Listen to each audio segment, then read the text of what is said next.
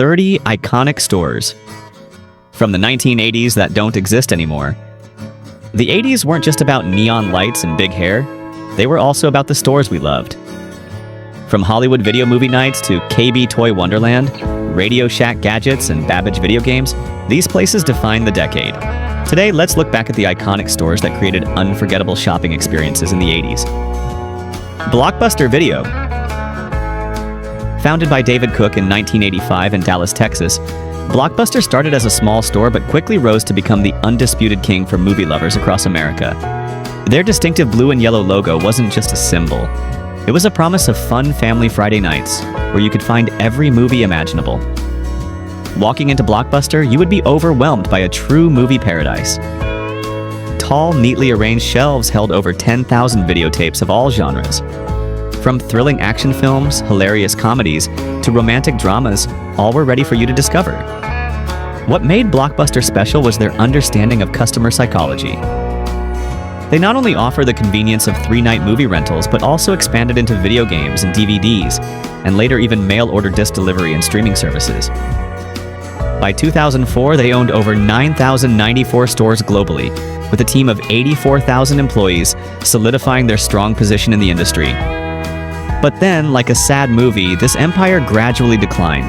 The thrill of physically choosing tapes, or the accumulating late fees, no longer held the same appeal as the convenience of pressing a button from a warm sofa at home. Hollywood Video. In Blockbuster's golden era, there was a name always mentioned as a formidable rival, ready to contend for the lead: Hollywood Video. Founded in 1988, this video rental chain quickly etched its name into the memories of movie lovers, becoming Blockbuster's main competitor. Each Hollywood Video store was a large paradise, averaging 7,500 square feet, containing about 16,000 videotapes. Some stores even stocked up to 200 copies of a single Blockbuster movie, ensuring no one would be disappointed when searching for their favorite title. This was a place where families often visited on Friday nights, choosing the perfect movies together for a fun movie night at home. The thrill of browsing the shelves, discovering new and old films, was an indispensable part of the 80s and 90s entertainment culture experience. Peaches Records and Tapes. For music lovers in the 70s and 80s, Peaches Records and Tapes was not just a store, it was a sanctuary, a cultural hub where new melodies were discovered and vinyl dreams were nurtured. Founded by Tom Heyman in 1975, the first Peaches store opened on Hollywood Boulevard in Los Angeles. Peaches wasn't merely a place to buy and sell, it was an authentic music experience. With about 50 stores spread across 22 cities, Peaches integrated itself into the hearts of music lovers throughout America. Each store was as vast as a supermarket, containing a rich symphony of sounds from rock, jazz, blues to soul. It was a place where you could get lost for hours, browsing for rare recordings, the latest singles, or nostalgic cassette tapes. Autographed photos of legendary artists were prominently displayed, and giant replicas of album covers adorned the outside of the buildings, creating a unique artistic atmosphere that no other store could match.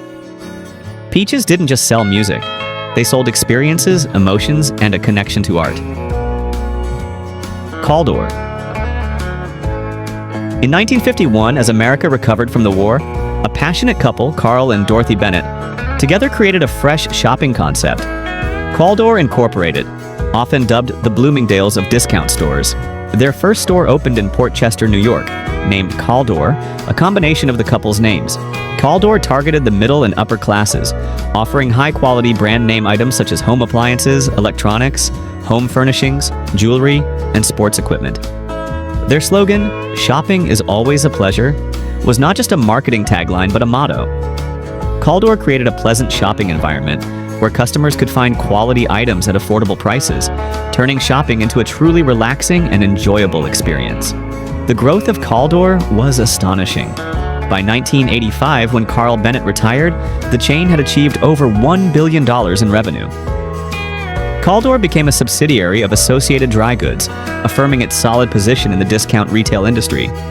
However, like many other chains, Caldor also faced financial storms as the digital age and increasingly fierce competition arrived. Toys R Us. For millions of children and parents worldwide, the name Toys R Us evokes sweet memories of a magical universe where every childhood dream could come true. Toys R Us's journey began in 1948 when Charles P. Lazarus, the visionary founder, established Children's Bargain Town, a children's furniture retailer in Washington, D.C., right after the baby boom era. But Lazarus harbored bigger dreams filled with colorful toys and limitless imagination. In 1957, the name Toys R Us officially launched, and the rest is history. The first Toys R Us store opened in April 1948 in Paramus, Troy Hills, New Jersey. Toys R Us was not just a store, it was a miniature world, where a myriad of toys from action figures, dolls, board games to bicycles all beckoned with expectant children's eyes. Generations grew up wishing to be a Toys R Us kid, to discover the latest toys, to immerse themselves in their own world. It was where parents often brought their children to choose birthday presents, Christmas gifts, or simply for children to experience the joy of toy shopping. KB Toys.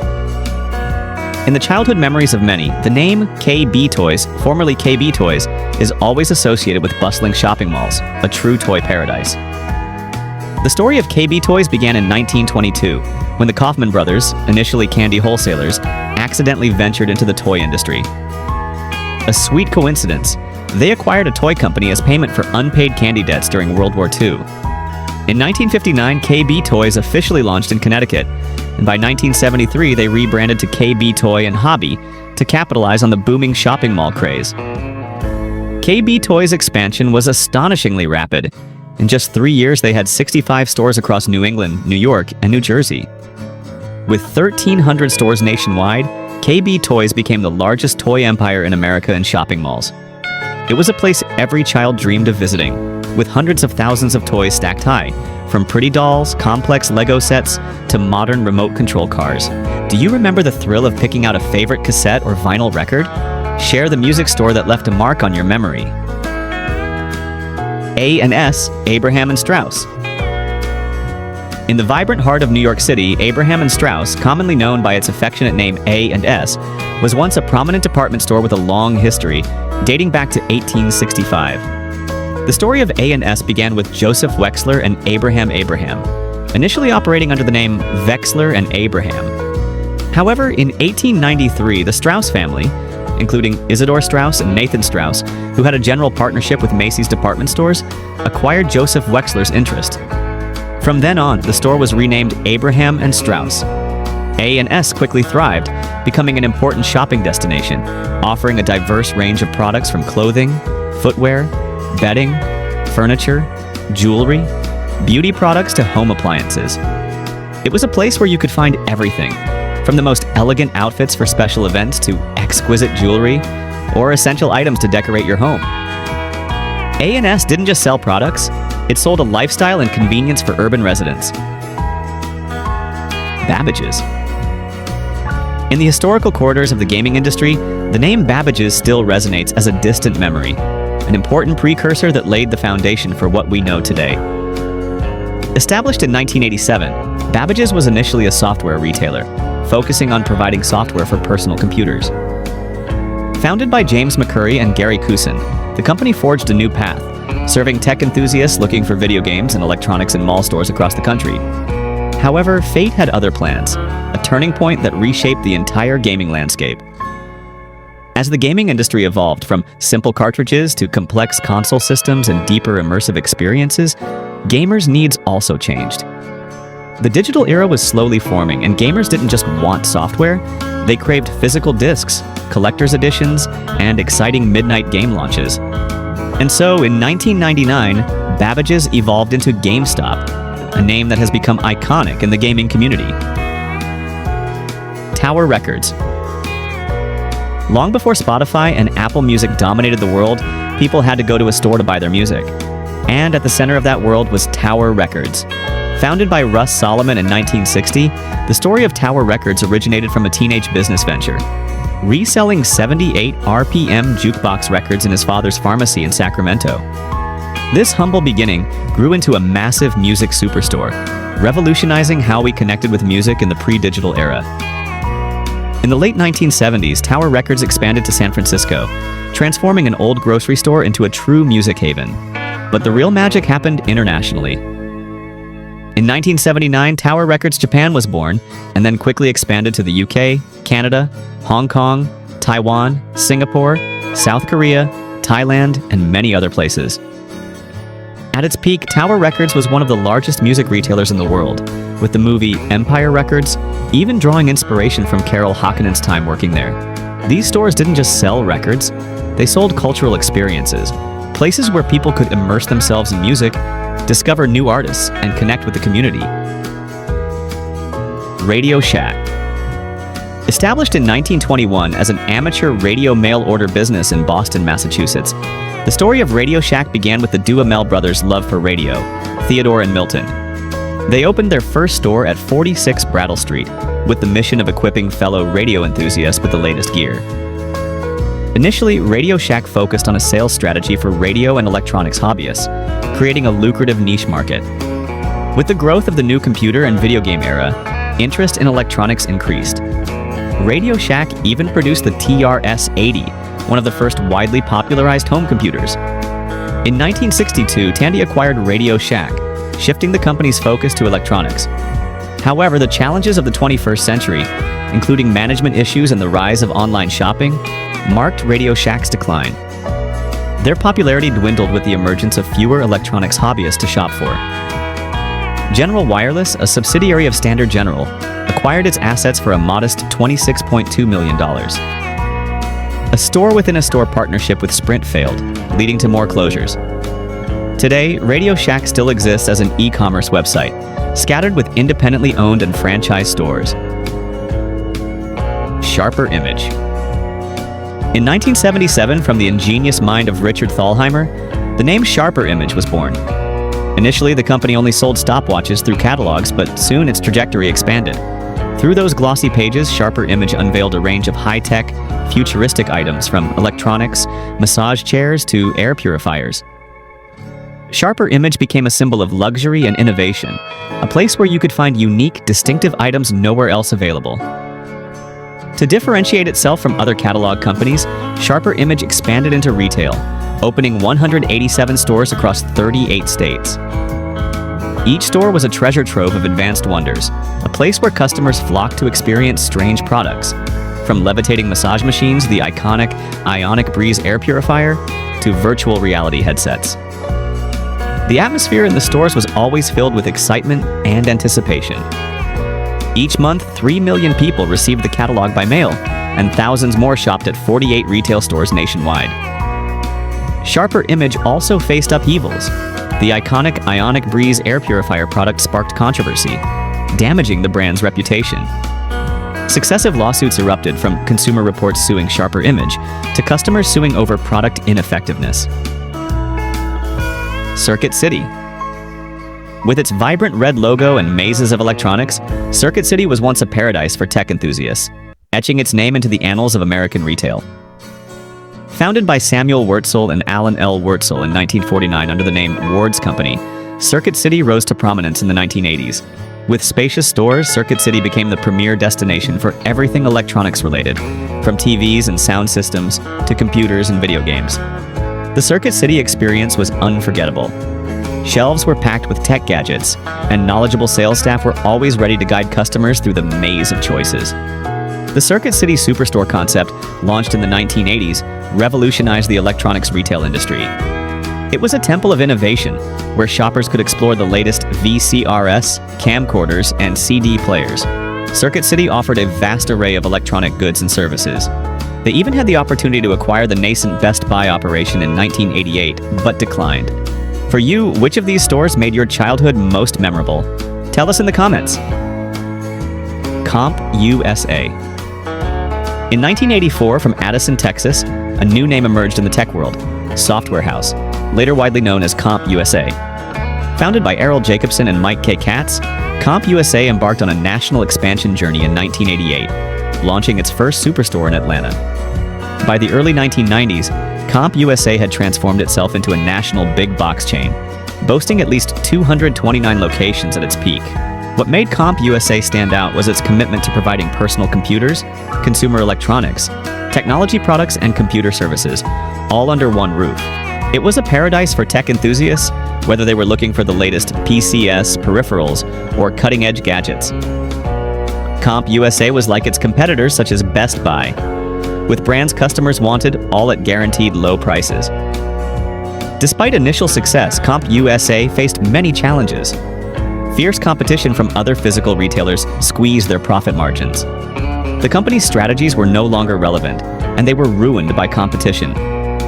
As a result, starting in 2006, CompUSA began closing locations deemed underperforming. By 2008, only 16 stores remained, and these were eventually sold to Systemax.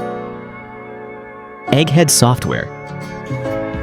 Founded by Victor D. Alhadeff, Egghead started with a single store in Bellevue, Washington. Customers could sign up for a novel card, offering many special benefits. By June 1987, Egghead had grown into a network of 50 stores along the West Coast, and even went public through an initial public offering in 1988. Difficult times quickly followed. Stock prices plummeted, successive lawsuits occurred, and inventory issues plagued the company. Undeterred, Egghead continued to expand. By 1995, they had moved their headquarters to Spokane, boasting 2,500 employees and retail stores spread across 30 states. Egghead became a household name for providing software, serving individual, government, and educational clients. By 1997, Egghead sold its government and education divisions, and in 1998, they closed most of their stores, shifting to online-only sales. During the dot-com bubble, Egghead's stock soared, but that euphoria was short-lived. Borders Books. For book lovers for decades, Borders Books was once a haven, a place where you could get lost for hours among towering bookshelves, discovering new worlds through each page. Founded by brothers Tom and Louis Borders in 1971 in Ann Arbor, Michigan, the first Borders store opened at 209 South State Street. What began as a humble project quickly grew into a nationwide phenomenon. Borders stood out with its massive, diverse collection of books, along with maps, CDs, DVDs, calendars, gift wrap, magazines, and board games. It wasn't just a bookstore, it was a cultural hub, where book lovers could gather, exchange ideas, and immerse themselves in the joy of reading. By 2010, Borders operated 511 superstores across the United States, along with 175 specialized retail stores under the Walden Books brand, including Borders Express, Airport Borders stores, and Borders Outlet stores. F.W. Woolworth Company. F.W. Woolworth Company, often affectionately called Woolworths, was a retail giant that left an indelible mark on American history. Founded by Frank Winfield, Woolworth in 1879, this company pioneered the concept of the five and dime store, a place where everyday items were sold for 5 or 10 cents. Although the initial operation did not last, the subsequent store was successful. Frank invited his brother, Charles Sumner Woolworth, to join, and the two embarked on a journey where their retail ideas would continue to be used to this day. Woolworths thrived in the 1980s, offering a diverse mix of items from toys and clothing to household goods and snacks.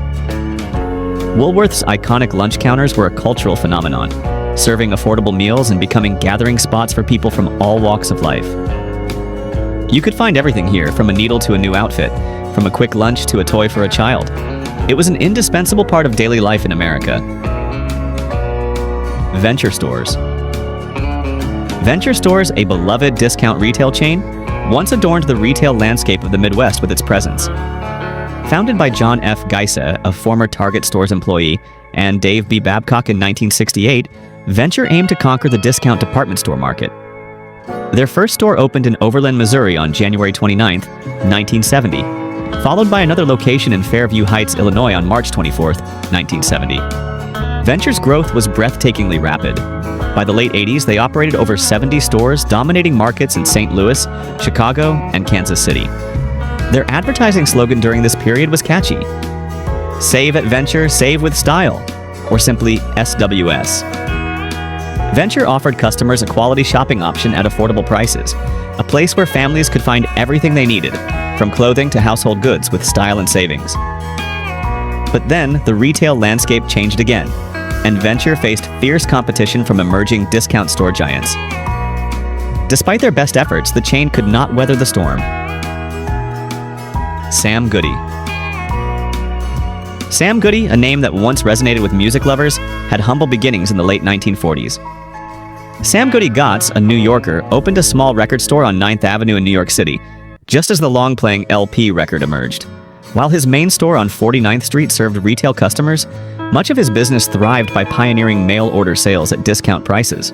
Sam Goody quickly became a hero among cash-strapped students, offering large-scale discounted LPs.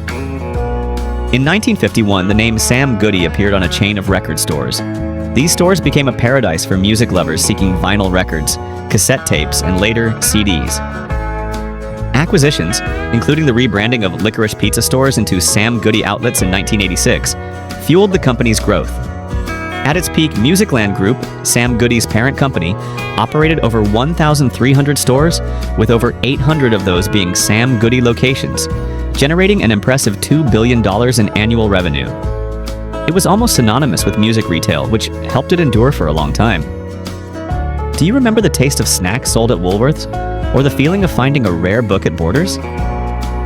Lionel Kitty City. The story of Lionel Kitty City began around 1957 in Philadelphia, where it emerged as a toy supermarket. By the early 1970s, Lionel Corporation, famous for its iconic model trains, acquired the chain under various names such as Lionel Kitty City, Lionel Playworld, and Lionel Toy Warehouse until 1990. It grew into a network of 150 stores. For a time, it was ranked as the second largest toy store chain in the United States. Lionel Kitty City was a colorful world of fun, where children could find every toy they dreamed of. From intricate model trains, creative building sets, to the latest dolls and video games, Lionel Kitty City was always brimming with attractive options. It was a familiar destination for families, where they created beautiful memories of exciting shopping trips. The early 1980s recession dealt a heavy blow to Lionel, forcing the company to file for Chapter 11 bankruptcy in February 1982. By 1991, Lionel had regained its footing, but closed not long after. Walden Books. In the world of books, Walden Books is a beloved name, starting its journey during the difficult years of the Great Depression in 1933.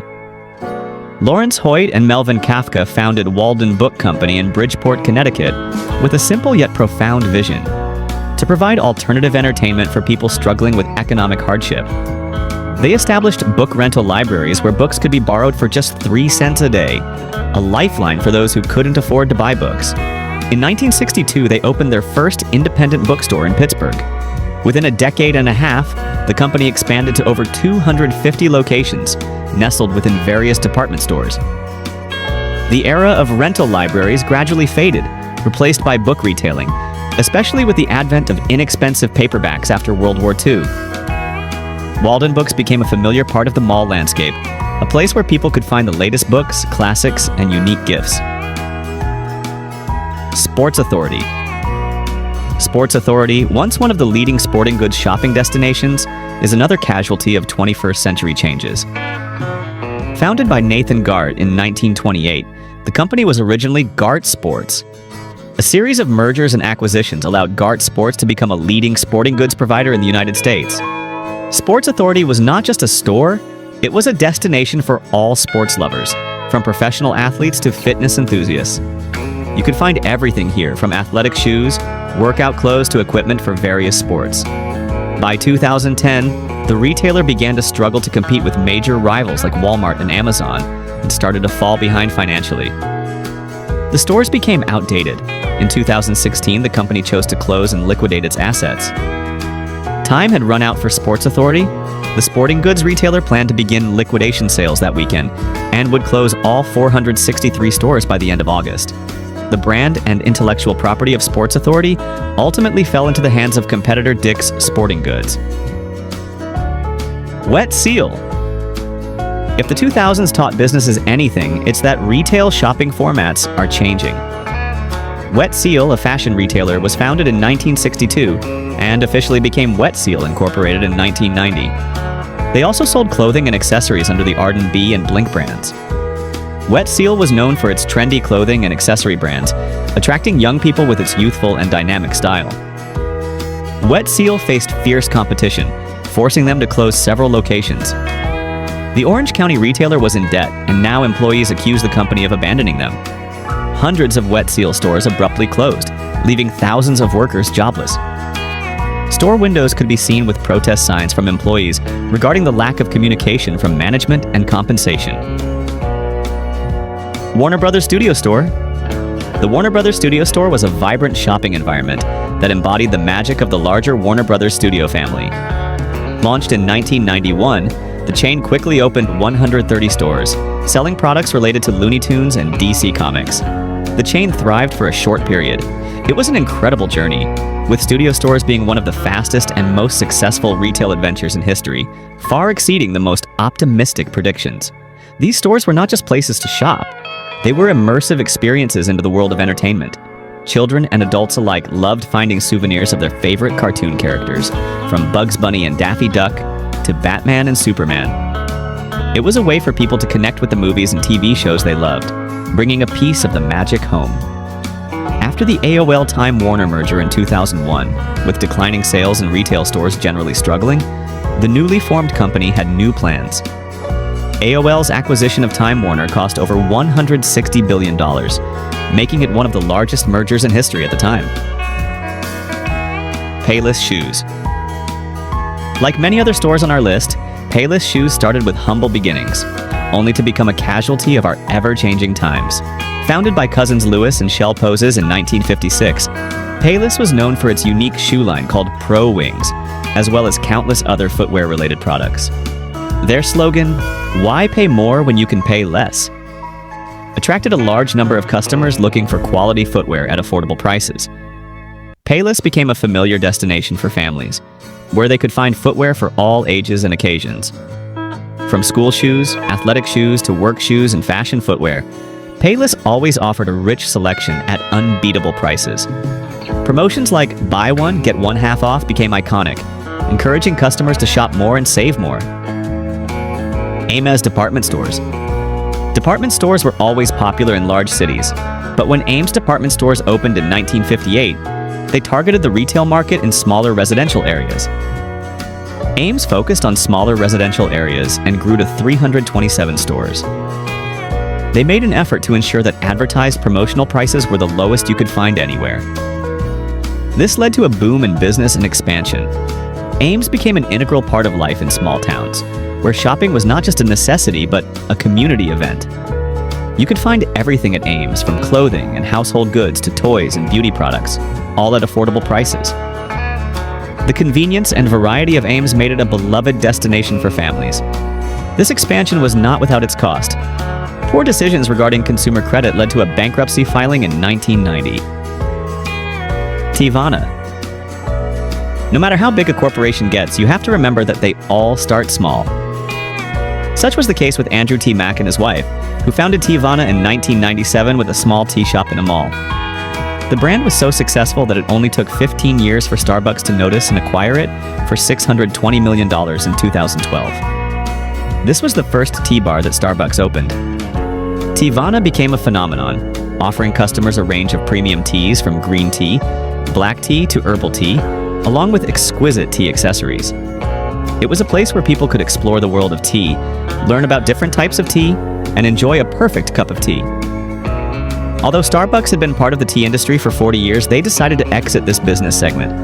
The Teavana name persisted for another 5 years before Starbucks ceased operations for all 379 Teavana stores. Starbucks was closing hundreds of Teavana branded stores, including 4 locations in Colorado. A&P. Known to most customers simply as A&P, there was a time when they were a major player in the grocery business. From a few retail stores selling tea and coffee in New York, the company thrived after being acquired by George Huntington Hartford.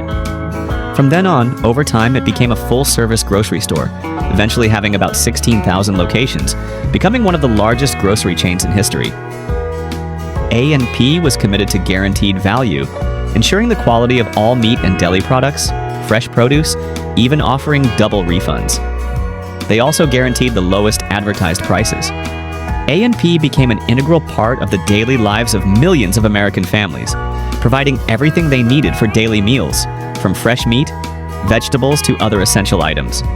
By the 1970s, the stores became conceptually outdated and suffered from poor customer service. Many customers had shopped there for years and were emotional to witness the end of A&P. Top 30 strangest restaurants in America's past. Americans love a good meal, but some restaurants take dining to a whole new level of strange. From goats on rooftops to meals inside airplanes and even caves, these spots mix food with pure spectacle. Curious? Let's explore the weirdest, wildest, and most unforgettable restaurants in America. Would you dare to try them? Heart Attack Grill, Las Vegas, Nevada. The Heart Attack Grill in Las Vegas might just take the crown for the most outrageous restaurant theme in America. Imagine walking into a place that doesn't just serve food, it puts on a full-blown performance. Instead of menus and waiters, you're treated like a patient. You slip into a hospital gown, and your servers, dressed as provocative nurses, hand out your prescriptions. But these prescriptions aren't vitamins, they're mountains of greasy, heart-stopping food. The menu is designed to shock. Think quadruple bypass burgers, stacked so high they look impossible to finish, or hot dogs nicknamed coronary dogs. And here's the kicker. If you weigh more than 350 pounds, you actually eat for free. Talk about leaning into the theme, and after overstuffing yourself, forget walking it off. A nurse will gladly roll you out to your car in a wheelchair, making the entire meal an unforgettable, if not unsettling spectacle. Mad Rex, Fishtown, Philadelphia. In Philadelphia's Fishtown neighborhood, dining once took a wild turn at a place called Mad Rex, a restaurant that let you feast like a survivor at the end of the world. Billed as a post-apocalyptic eatery, it blended food, theater, and spectacle into one futuristic night out. The interior looked like something straight from a movie set. Rusted metal walls, salvaged decor, and props that made you feel like civilization had collapsed just outside the door. The menu followed the theme too, with survival-inspired dishes and cocktails that felt equal parts playful and edgy. But the real showstopper was the VR lounge. Guests could strap on headsets and step into a fully immersive apocalyptic world before or after their meal. And if that wasn't enough, the bar offered an extensive cigar selection for anyone wanting to linger. At Mad Rex, dinner wasn't just about eating, it was about living out your own end-of-days fantasy. The Deuce, Phoenix, Arizona. In Phoenix, Arizona, an old warehouse got a second life as one of the quirkiest hangouts in town, The Deuce. From the outside, it looks like nothing more than a big industrial building. But step inside and you'll find a mashup of just about everything under the sun. Part restaurant, part coffee bar, part vintage shop, and even part gym. The Deuce feels like a time capsule that exploded into a playground. You could sip craft cocktails at a glamorous 1950s Art Deco bar, salvaged from Chicago's legendary Black Orchid nightclub, then wander over to check out racks of retro clothes or funky antiques. And if that wasn't enough, you could even squeeze in a workout, on real vintage gym equipment no less. Whether you came for the food, the caffeine, or just the sheer curiosity, the Duque was all about mixing old-school charm with modern-day fun. Teatro Zinzanni, Seattle, Washington. If dinner and a show sound like your style, then Teatro Zinzanni in Seattle took that idea to dazzling new heights. This wasn't your average night out. It was a full-blown circus wrapped around a fine dining experience. Housed inside a colorful, vintage-style Spiegel tent, the moment you stepped through the doors, you were swept into a world of spectacle. Comedians cracked jokes at your table, acrobats soared above your head, and cabaret dancers swirled across the floor, all while you worked your way through a multi-course gourmet meal. The best part? There was no stage tucked away in the corner. The action happened all around you, weaving between tables so close you could feel the rush of air as performers flipped past. It was part theater, part circus, part dinner party, and entirely unforgettable. Ninja New York, New York. In the heart of Manhattan once stood one of the most unusual dining experiences the city ever saw. Ninja New York. Forget white tablecloths and quiet background music. This basement-level restaurant was designed to transport you straight into a Japanese ninja village. The setting was dramatic, with stone pathways, wooden bridges, and dim lighting that made the whole place feel like you'd stepped onto a movie set. But the real twist came from the staff. Every server was dressed head to toe like a ninja, and they didn't just walk up to your table.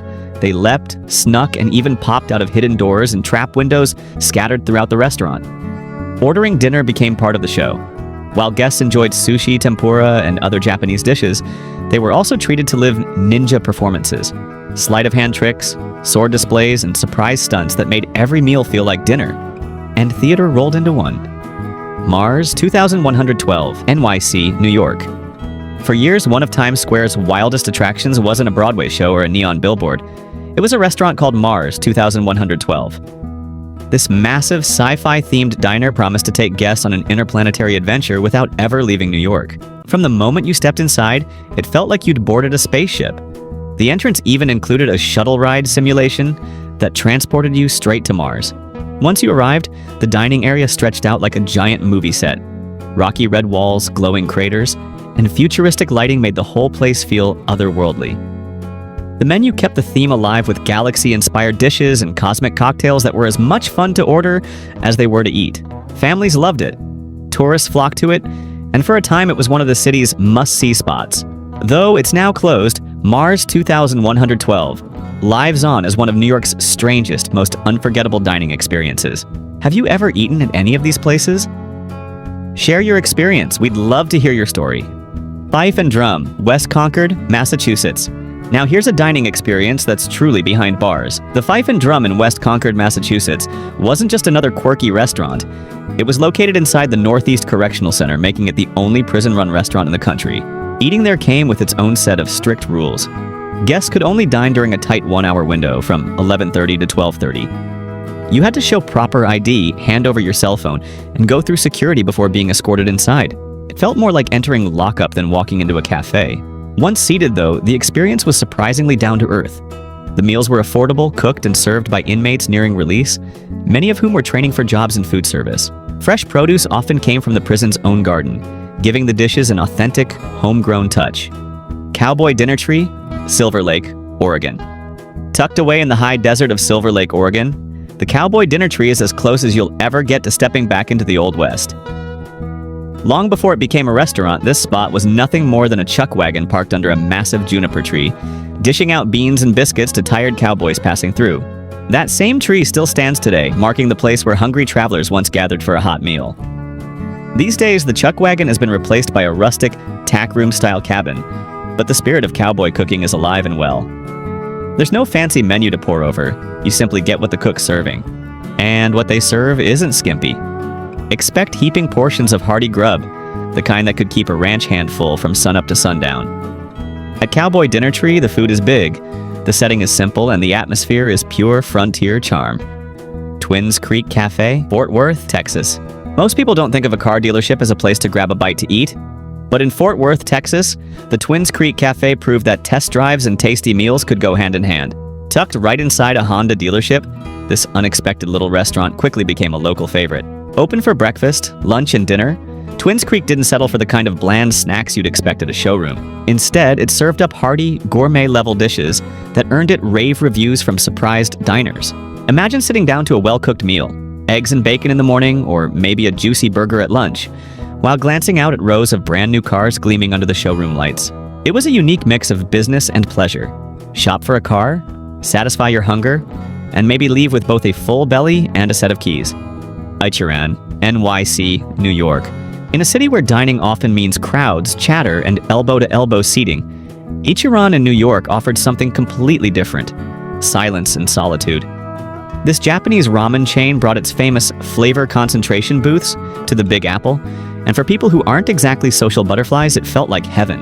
Instead of communal tables or loud dining rooms, each guest sat in a private cubicle built just for one. There was no need to make small talk, no clinking glasses, no interruptions, just you and your bowl of steaming tonkotsu ramen. Orders were placed electronically, and when your food was ready, it slid through a small curtained window without a word exchanged. The whole idea was simple. Let diners focus entirely on the flavor and the experience of eating, free from distraction. At Ichiran, it wasn't just about ramen, it was about savoring every bite in peace. The Airplane Restaurant. In Colorado Springs, dining really does take flight at the Airplane Restaurant. As the name suggests, this isn't just airplane-themed, it's an actual airplane. Guests sit down to eat inside a massive 1950s Boeing KC-97 fuel tanker, a military aircraft that once soared the skies before being retired in the 1970s. In 2002, it found a second life, transformed into one of the most unique dining spots in America. The plane seats 42 diners right in its narrow fuselage, instantly bringing back memories of mid-century air travel, minus the turbulence. Alongside the aircraft, there's also a full bar and a main dining room filled with aviation memorabilia, from model planes to historical photos. Even the menus double as a history lesson, sharing stories of the KC-97 and the Wright brothers. Whether for lunch, dinner, or just a night out with a twist, the Airplane Restaurant serves nostalgia with every meal. Still with us on this nostalgic journey? Drop a yes in the comments so we know you're enjoying it. Auto Spa Bistro. In Atlanta, someone finally combined two errands most people never have time for: washing the car and grabbing a meal. The result? Auto Spa Bistro, a one-of-a-kind spot where you can fuel up your stomach while your car gets polished to perfection. Here's how it works. You pull in, hand over your keys, and while the crew goes to work detailing your ride, you head inside to the full-service bistro. Instead of waiting in a boring lobby with stale coffee, you're treated to a real dining experience. The menu is surprisingly extensive, with hearty breakfast platters, fresh lunch options, and even dinner entrees for those stopping by later in the day. There's also a full bar if you want to unwind while the suds do their work outside. By the time you're done eating, your car is spotless, your belly is full, and one more chore is crossed off the list. Casa Bonita. Just outside of Denver stands one of America's most over-the-top dining landmarks, Casa Bonita. For more than 40 years, this Mexican restaurant has been part meal, part spectacle, and all Colorado legend. You can't miss it from the outside. An 85-foot pink castle tower rises above the neighborhood, complete with a massive fountain imported straight from Mexico. Step inside, and the extravagance only grows. The centerpiece is a 3-story waterfall that splashes into a 14-foot pool, setting the stage for nightly performances. Diners munch on tacos, burritos drenched in Colorado's famous green chili sauce, and sizzling fajitas while cliff divers leap dramatically into the water below. But that's not all.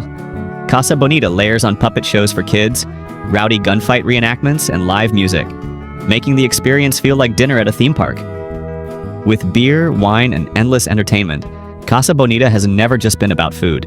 It's been about unforgettable memories. The Varsity. In the heart of Atlanta, no restaurant is more iconic than the Varsity. Since opening in 1928, this family-owned spot has become a Southern legend, once proudly claiming the title of the world's largest drive-in. Even Presidents George H.W. Bush and Bill Clinton couldn't resist stopping by for a bite. What makes the Varsity so special isn't just the food, it's the experience. Walk up to the counter and you'll be greeted with a booming, "What'll you have?" A signature welcome that's been shouted for generations. The menu is simple but timeless. Juicy burgers, crispy fries, frosty shakes, and chili dogs that regulars swear by. Part of the fun is the lingo. Order a burger with ketchup, mustard, and pickles, and you've got yourself a naked steak. Pair it with strings, fries, ring one, onion rings, and wash it down with the bright, tangy Varsity orange. At the Varsity, every meal feels like a taste of Atlanta history. Bubble Room, Captiva Island, Florida. Down on Captiva Island, Florida, there's a restaurant where the holidays never end. The Bubble Room proudly declares, "It's always Christmas here." And they mean it. Step inside and you're instantly surrounded by twinkling lights, ornaments, and wall-to-wall holiday cheer, no matter what month the calendar says. The decor is pure kitsch in the best way possible. Think vintage toys, moving trains, and colorful displays that make you feel like you've walked into Santa's attic. Every room bursts with personality, each corner packed with something new to spot. Of course, the food adds to the fun. Guests rave about the restaurant's signature bubble bread, warm and garlicky enough to make anyone's spirits bright. And before leaving, many stop by the gift shop to snag a quirky keepsake, carrying a little bit of that year-round Christmas magic home with them. At the Bubble Room, it's the holidays every single day. Charlie Russell Choo Choo, Lewistown, Montana. In Lewistown, Montana, dinner came with a view. And not just any view. The Charlie Russell Choo Choo was a dinner train that served up hearty prime rib, while rolling through some of the state's most breathtaking landscapes. The journey lasted about 3 hours, carrying guests past open farmland, rolling hills, and wide stretches of prairie where deer, elk, and other wildlife often made an appearance. It wasn't just about the food, it was about experiencing Montana's rugged beauty in motion, paired with good company and live entertainment. Depending on the season, riders could choose between different themed trains like the classic Montana dinner train, or even a festive North Pole version during the holidays. Both offered climate-controlled cars and live music, turning the ride into a moving celebration. With its mix of hearty Western fare, music, and endless scenery, the Choo Choo was part meal, part adventure, and all Montana charm. If you could visit just one of these bizarre restaurants, which one would you pick, and why? Pirates Dinner Adventure, Orlando, Florida. In Orlando, Florida, dinner once came with a swashbuckling twist at the Pirates Dinner Adventure. This wasn't just a meal, it was a full-on voyage into the golden age of piracy. The setting alone was jaw-dropping. Inside a massive theater, a shimmering man-made lagoon held 6 full-sized Spanish galleon replicas, each one ready for battle. Guests were seated aboard these ships, turning the audience into part of the crew. While you dug into a feast hearty enough for the hungriest sailor, the action unfolded all around you. Acrobats swung from rigging, pirates clashed swords, and daring stunts kept the energy high from start to finish. Best of all, the show was interactive, pulling diners into the adventure and making every table feel like part of the story. At Pirates Dinner Adventure, you didn't just watch a performance. You lived out your own high seas fantasy while polishing off dessert. Opaque, Los Angeles, California. One of the strangest dining concepts to ever hit Los Angeles was a restaurant called Opaque. This wasn't your typical trendy spot with neon lights and Instagram-worthy decor. In fact, at Opaque, you couldn't even see your food because you ate the entire meal in complete darkness. The experience started the moment you walked in. Guests were blindfolded and carefully led to their seats, relying entirely on touch and sound to navigate the room. Once seated, a pre-fixed meal was served, but without the benefit of sight, every bite became a mystery. Was that chicken or maybe fish? Was the texture creamy, crunchy, or something in between? The whole point was to heighten your other senses, taste, smell, and even hearing, while stripping away the influence of sight. For many diners, it turned a simple dinner into an unforgettable, almost meditative experience. Eating in the dark became both strange and strangely enlightening. The Yurt Solitude Mountain Resort, Utah. At the Yurt in Utah's Solitude Mountain Resort, dinner isn't just a meal, it's an adventure. When you book a reservation here and they tell you to take a hike, they actually mean it. To reach the restaurant, guests strap on snowshoes and trek half a mile through the quiet, snowy woods. It's cold, it's crisp, and it feels like you're heading toward a hidden lodge straight out of a winter storybook. Once you finally arrive, the reward is worth every step. Nestled beneath the trees is a cozy Mongolian-style yurt, softly lit and designed for just 26 guests. Inside, the atmosphere is warm, intimate, and almost magical compared to the icy trail outside. Diners are treated to a carefully prepared 4-course dinner where every dish feels like part of the experience. It's not just about food, it's about the journey. At the yurt, the hike through the snow is as memorable as the meal itself. Tony Packo's, Toledo, Ohio. If you ever find yourself in Toledo, Ohio, locals will insist you stop by Tony Packo's, a restaurant that's equal parts quirky, comforting, and downright iconic. This place has been around for decades, and while it might look like your average casual diner, its menu tells a very different story. Tony Packo's built its fame on two things: hot dogs and pickles. Their signature dog isn't plain. It's smothered in mustard, loaded with onions, and topped off with a tangy, top-secret sauce that's kept customers hooked for generations. And if you fall in love with the flavors, you don't have to leave them behind. You can actually buy jars of their famous Hungarian pickles to take home. But the menu doesn't stop at hot dogs. True to its roots, Packo's also serves hearty Hungarian classics like chicken paprikash and stuffed cabbage rolls, giving you the best of both comfort food worlds in one unforgettable meal. Coochie Coochie. In a city buzzing with college bars and student hangouts, Coochie Coochie stood out as something truly different. Opened in 2001 in Cambridge's Central Square, this retro-themed bar and restaurant transported guests back to the glitz and glamour of the 1940s. Owners Tamara Burso and Fernanda da Silva wanted to give the neighborhood a dash of old Hollywood sparkle, and they delivered in style. From the moment you walked in, the vibe was pure vintage elegance. Servers dressed to the nines in glamorous, theatrical outfits, chandeliers casting a golden glow, and cheeky decor touches that made the whole place feel like a movie set. The menu leaned towards small plates designed for sharing, paired with inventive cocktails that kept the night lively. Perfect for date nights, celebrations, or just escaping the ordinary, Coochie Coochie offered Cambridge a playful slice of retro sophistication in a town better known for beer and books, Tommy Gunn's Garage. Step back into the roaring 20s at Tommy Gunn's Garage in Chicago, a dinner theater that turns every night into a Prohibition-era speakeasy. From the moment you walk through the doors, you're no longer just a guest. You're part of the action, swept up in Chicago's infamous history of gangsters, flappers, and hidden booze joints. The menu is as hearty as it is nostalgic, featuring comfort classics like lasagna, prime rib, and other stick-to-your-ribs entrees, all cleverly named after legendary Chicago crime figures like Big Jim Colosimo and Big Bill Thompson. And of course, no speakeasy would be complete without cocktails, so you can sip a Clarabo's Cosmo or Gloria Swanson's Sunset Boulevard while the entertainment unfolds. Flappers dance across the stage, gangsters dodge the cops, and the entire room buzzes with 1920s energy. Joni's Blue Crab Cafe. If you're looking for a restaurant with a view, forget city skylines. At Joni's Blue Crab Cafe in the Florida Everglades, the locals you'll spot are alligators lounging just beyond the patio. This no-frills seafood shack doesn't bother with fancy decor or white tablecloths. Instead, it delivers authentic swamp-side charm and plates, piled high with fried seafood.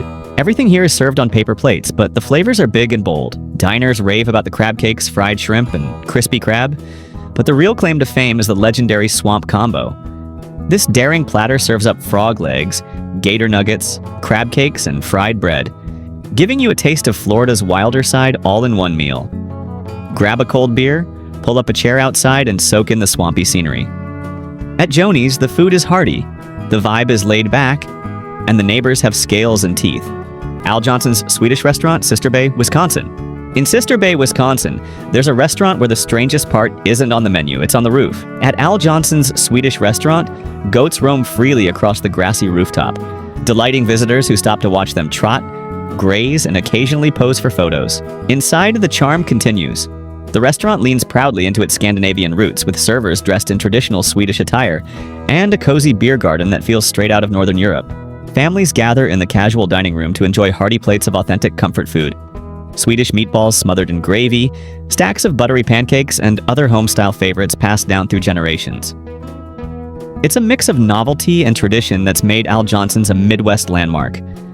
Whether you came for the goats, the food, or just the quirky experience, this is one restaurant where the roof is every bit as famous as the kitchen. Rattlesnake Saloon. Tucked beneath a towering cliff in Tuscumbia, Alabama, the Rattlesnake Saloon is one of the most unique watering holes in the country. The main bar isn't housed in a building at all, it's set inside a massive cave, complete with a natural rock overhang and even a waterfall cascading nearby. The result is a stunning backdrop that feels part rustic hideaway, part outdoor adventure. Whether you're staying at the Seven Springs Lodge or just stopping in for the experience, the saloon has plenty of open-air seating to welcome families, big groups, and curious travelers. Afternoons often fill with live music, laughter, and the smell of good food drifting through the cavern. The menu sticks to crowd favorites: crispy onion rings, loaded nachos, and hearty burgers made with beef sourced from local ranchers. And when 5 o'clock rolls around, the bar opens, turning this natural wonder into one unforgettable party spot. The Safe House. If you've ever wanted to live out your own spy movie, then the Safe House in Milwaukee and Chicago has the perfect cover. This restaurant is a full-blown espionage adventure, complete with secret entrances, hidden corridors, and a password required just to get in. Without it, you might find yourself performing a silly clearance test at the door, while other guests watch on hidden cameras. Once inside, the fun really begins. The restaurant is packed with spy memorabilia, secret passages, and interactive exhibits that make every visit feel like a mission. Families can enjoy daytime operations, where kids get to explore the tunnels and gadgets scattered throughout the space while snacking on burgers and fries. At night, the mood shifts. Agents gather to debrief over martinis, craft cocktails, and shareable bites from an award-winning menu. Whether you're a casual diner or a full-on 007 fan, the Safe House makes dinner feel like classified fun. Lumberjack Feud, Pigeon Forge, Tennessee.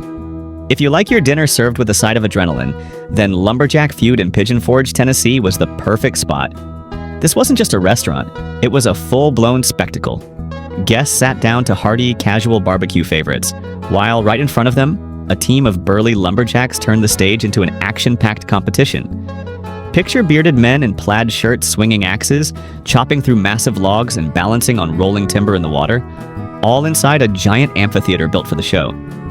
It was like watching a slice of rugged frontier life come alive, only with spotlights and cheering crowds.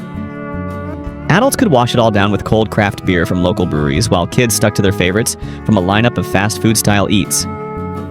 More than just dinner, Lumberjack Feud gave families a night of food, fun, and good old-fashioned rowdy entertainment. The Tonga Room, San Francisco, California. Hidden in the basement of San Francisco's historic Fairmont Hotel is a restaurant that feels like stepping straight into a tropical dream.